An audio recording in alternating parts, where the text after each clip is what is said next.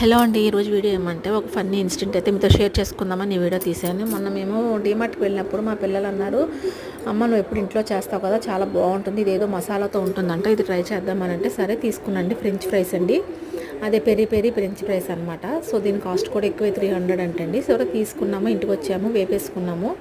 అంటే మాకు తెలియదు ప్యాకెట్ అడుగులు ఉంటాయని వేపేసుకొని తినేసామన్నమాట డైరెక్ట్గా.